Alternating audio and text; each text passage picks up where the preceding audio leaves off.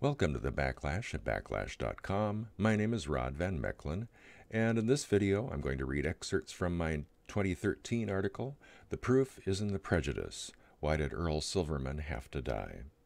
The first time I met Earl Silverman, we were publishing under the name of Shameless Men Press. What was interesting was how angry feminists would get because we were not ashamed of being men. That was almost 20 years ago, and now Earl is gone. Despairing of there ever being a shelter for battered men in Canada, on April 26, 2013, he hanged himself. A futile quest. 2013, Olympia, Washington. Earl Silverman was a friend of mine, and I mourn his passage, but I'm not surprised that he killed himself. His efforts to gain government funding for a battered men's shelter in Calgary, Alberta, were doomed to fail. Worse, he was doomed to despair. This is because from the top down, our society is bent on crushing men, and Earl tried to work from within that system to change an agenda that has been in place for generations. It's a conquest in slow motion, and we've seen it before. Here in the United States, we have seen it on the Indian reservations and in the inner city ghettos.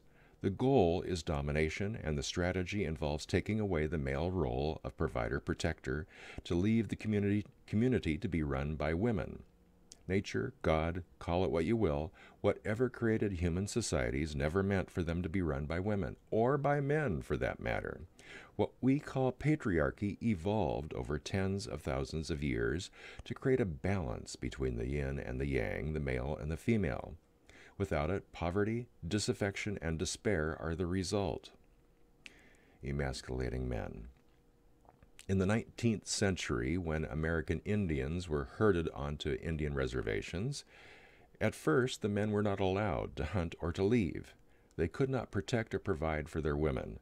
The trauma from that persists to this day, and Indian country has the highest death rates and lowest life expectancy of any in the United States. In the 1960s, when the Johnson administration set out to push through the Great Society legislation, a man who would later rise to be senator, Daniel Patrick Moynihan, warned that single-mother households and poverty would be the result. He was right, and far too many men of those communities end up criminals in the penal system. From the 19th century and continuing to this day, to emasculate men and subdue the populace to authoritarian rule, societies throughout the world are gradually eliminating the male role of provider-protector. This is happening everywhere, with the notable exception of the Islamic countries. And maybe this is why Islam is being stereotyped today as a violent and rogue religion that must be eliminated. Don't get me wrong, I'm not Muslim, but communities run by women are subject to domination by the powerful elites that control the government. And here I talk about what I mean by that is the politicians, basically. You can't fight this from the bottom up. The only way to fight it from within is to enter on the same level as those who set the agenda, which is to say, from a position of wealth and power. A different strategy. I shared this with Earl and a few others, whom most in the men's rights movement, MRM, or MERGE. MERGE, by the way, stands for Movement for the Establishment of Real Gender Equality, which was founded in Canada by Professor Farrell Christensen. And I was a member of the first and only chapter in the United States.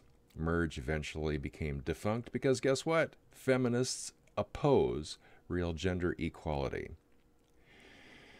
Continuing. I shared my opinion that our only path to victory lies in achieving wealth and power. This is not a popular idea with many men's rights advocates because, as with the feminist movement, so many within the men's rights movement are politically progressive, which is to say they believe in big government solutions. But progressivism is predicated upon dominance and submission, with those in control of the government being dominant and everybody else being submissive. Now, if dominance and submission or sadomasochism are your things, well, that's none of my concern. Candidly, it's been so long since I've had sex that I've forgotten who gets tied up. But if equal opportunity, equal respect, and freedom to make our own choices are our goals, then we are doomed to fail if we try to achieve these things by working within progressive institutions, because progressivism is fundamentally opposed to liberty and freedom. Worse, at the highest levels, the global elites are committed to emasculating the majority of men. While the global elites surround themselves with the very kinds of products advocated by health nuts, eating organic foods, wearing natural fabrics, avoiding plastics that leach estrogen-mimicking chemicals into our food and water, their proxies promote the use of these hazardous compounds to the rest of us. The consequences are profound.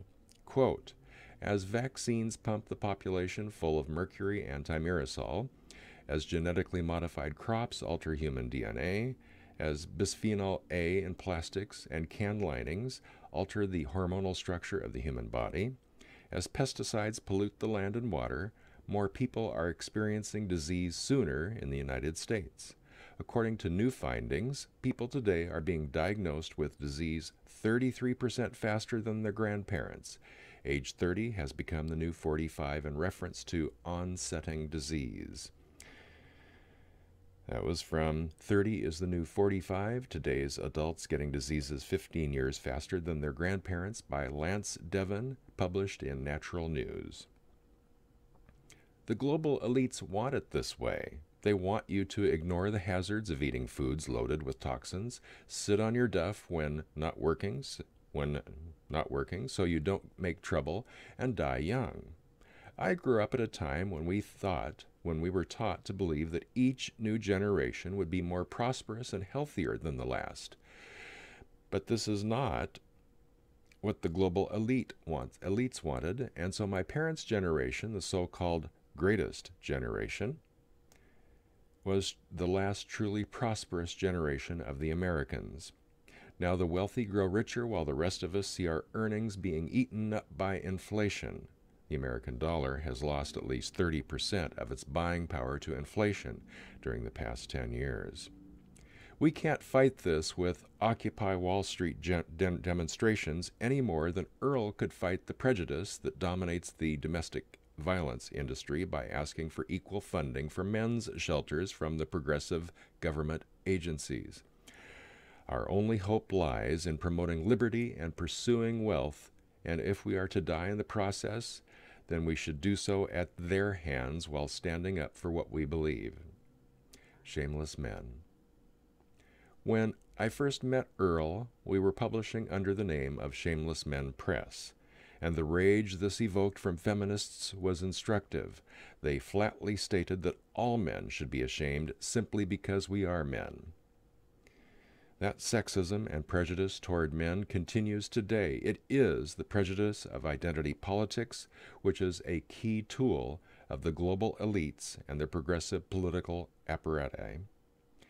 It's ironic that in an age in which few behaviors are considered shameful, we are shamed simply for being male. Earl wasn't ashamed for being a man, and neither should we. We are shameless men on a mission, but what is our mission?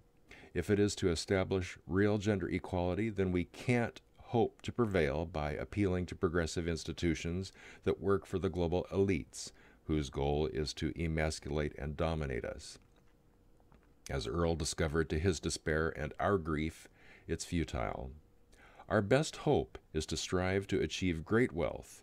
In this, we should work together, sharing information, sharing knowledge, teaching what we learn and know.